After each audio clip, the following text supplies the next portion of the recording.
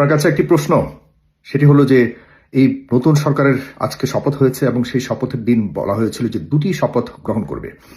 একটি জুলাইয়ের পক্ষে, আমি একদম পুরোপুরি মোটা দাগে বলি, আরেকটি হলো সরকার মন্ত্রিপরিষদ এমপিদের শপথ গ্রহণ। এতে বিএনপি সরকার এবং মন্ত্রিপরিষদের শপথ গ্রহণ করেছেন, কিন্তু সনদের পক্ষে মানে জুলাইয়ের যে সনদ প্রায় 60 থেকে 70% মানুষ ম্যান্ডেট দিয়েছিলেন, ভোট দিয়েছিলেন যেন এটি বাস্তবায়ন করা হয়, সেটির বিষয়ে আজকে শপথ গ্রহণ করেনি বিএনপি।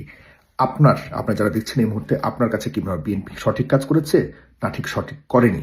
হ্যাঁ অথবা না আপনার মন্তব্যটি দিবেন। কারণ হলো নতুন একটি সংকট তৈরি হয়েছে আমাদের দেশে। আজকে প্রথম দিন সরকারের শপথের দিনেই ভয়ঙ্কর একটি সংকট আমাদের সামনে এসে পৌঁছেছে। সেটি হলো যে 2024 জুলাই আগস্ট 36 দিনের যে আন্দোলন ছিল, সেটির প্রেক্ষিতে বাংলাদেশ বর্তমান সরকার শপথ নিতে যাচ্ছে। আমি এটির পক্ষে বা বিপক্ষে কোনোভাবেই আমি কিছু বলতে চাই না।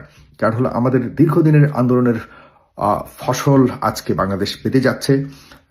জনাব তারেক রহমান দীর্ঘদিনের নির্বাসনের ইতি টেনে তিনি বর্তমানে প্রধানমন্ত্রীর দায়িত্ব নিয়েছেন। অনেক স্বপ্ন, অনেক প্রত্যাশা তার প্রতি মানুষের রয়েছে, জনগণের রয়েছে।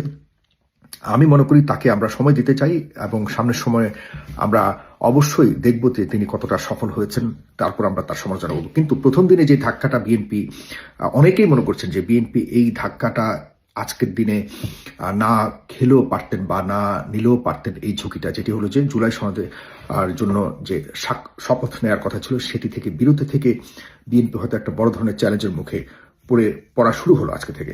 এটির বিষয়ে আমি ব্যক্তিগতভাবে মনে করি জুলাই কিন্তু আমাদের সবার প্রত্যাশিত, এবং জনাব তারেক রহমান এই জুলাইয়ের জন্য তিনি কম করেননি। তিনি পেছনে থেকে আপনারা জানেন যে 17 বছর তাদের উপরে অনেক নির্যাতন গেছে। জনাব তারেক রহমান নিজে নির্যাতিত হয়েছেন, তার মা, তার পরিবার, ভাই সবাই নির্যাতিত হয়েছে, ফলে তিনি দেশে থাকতে পারেননি।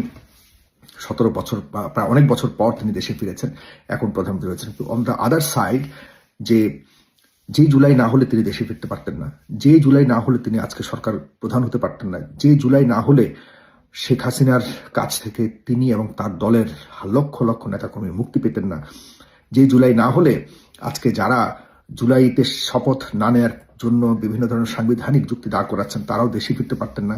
এইটিও বাস্তবতা। আমরা সব দিক বিবেচনা করেই কথা বলতে চাই, কারণ আমি ভাই কারো লেজুর বৃত্তি করি না, আমি বাস্তবতা নিয়ে কথা বলি। যে কারণে দেখা যাচ্ছে যে আমি এখনো আমার জায়গাতে অটুট রয়েছি। আমি প্রশ্ন করতে চাই, আমি প্রশ্ন ছুটতে চাই, আমি ব্যক্তিগতভাবে যারা সামনে দায়িত্বে থাকবেন তাদেরকে কঠোর ভাষায় সমালোচনা করতে চাই। এতে যদি আমাকে কেউ অন্য কোনো দলের ট্যাগও লাগান, আমি কোনো কিছুই মনে করি না, কেয়ার করি না। কারণ হলো সবচেয়ে বড় বাস্তবতা হলো, মনে রাখতে হবে এদেশে মন্ত্রী এমপি কিন্তু আপনারা বা সরকার, আপনি, আমি, বিএনপি, জামাত ইসলাম প্রথম হচ্ছেন না। এদেশে ঐতিহাসিকভাবে অনেক ইতিহাস আমাদেরকে মনে রাখতে হবে। এদেশে অনেক হাজারো হাজারো মন্ত্রী এমপি ছিল, তাদের পতনও দেখেছি, উত্থানও দেখেছি।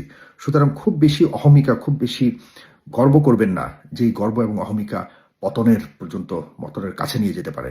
সুতরাং আমরা যে বড় ধরনের সুযোগ পেয়েছে বাংলাদেশ এই মুহূর্তে, জনাব তারেক রহমান নিঃসন্দেহে একজন যোগ্য ব্যক্তি, কিন্তু এখন মুখোমুখি হয়ে গেছে জুলাই তারেক রহমান নিজেই যে জুলাইকে আনবার জন্য, যে জুলাই সংগঠন করবার জন্য তিনি কঠোর পরিশ্রম করেছেন, এতে কোনো সন্দেহ নাই। আমি নিজে ব্যক্তিগতভাবে সাক্ষী। সেই জুলাইয়ের মুখোমুখি এখন তিনি হয়েছেন। এখন তিনি বলেছেন, বা তার পক্ষ থেকে, তার দলের পক্ষ থেকে বলা হয়েছে যে সংবিধানে আগে জুলাইয়ের বিষয়টা বা জুলাই শপথের বিষয়টা আগে যুক্ত করতে হবে, এরপর সেই অনুযায়ী তারা শপথ গ্রহণ করবেন, যেটি জনাব সালাউদ্দিন সাহেব আজকে বলেছেন স্পষ্টভাবে। সংবিধানকে সবচেয়ে বেশি গুরুত্ব দিয়েছেন। কিন্তু অনেকের প্রশ্ন হলো, এই সংবিধানকে যদি প্রাধান্য দিত তাহলে জুলাই হতো না। এই সংবিধানের গঠনতন্ত্র বা সংবিধানের আলোকে কিন্তু জুলাই সংগঠিত হয়নি। জুলাইয়ের কারণেই সংবিধান এখন সামনে এসছে, সংবিধানের কারণে জুলাই আসেনি।